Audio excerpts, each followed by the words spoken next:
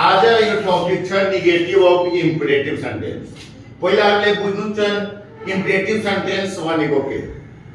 Imperative sentence a sentence that express order, request, advice, suggest is known as imperative sentence।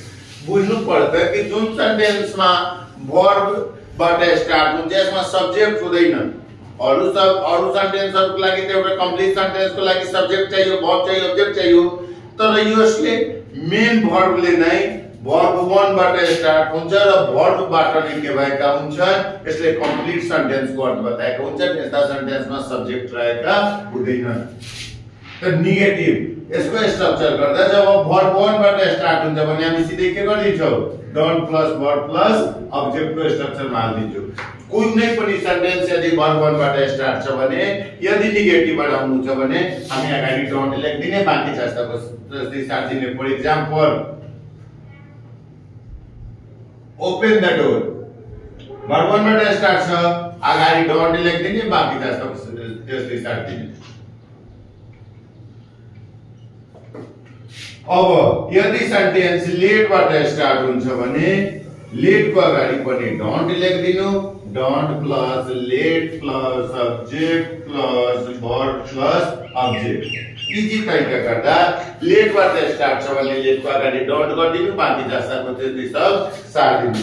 या यदि त्योबाट मन छैन भने अगाडि let plus subject plus not plus verb plus object को स्ट्रक्चरमा पनि हामी बनाउन सक्छौं।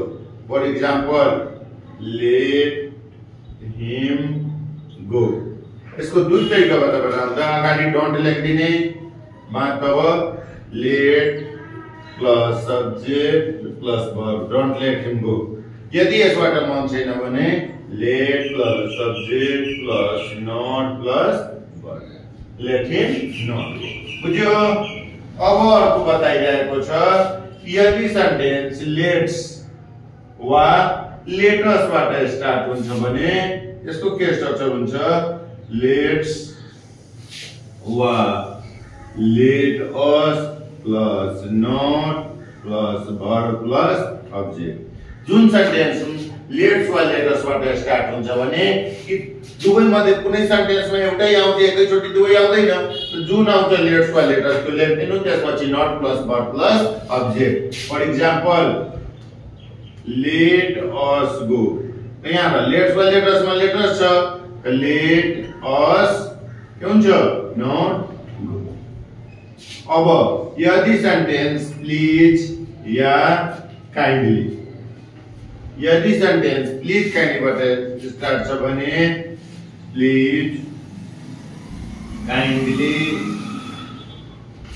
Plus don't plus verb plus object. Please kindly बाट स्टार्ट हुन्छ भने प्लिज वा काइन्डली लेखेर त्यसपछि don't plus verb plus object. Example please help me, के भइहाल्छ, प्लिज डोन्ट हेल्प। आज जो नेगेटिभ अफ इम्पेरेटिभ सेन्टेन्स यति नै छ।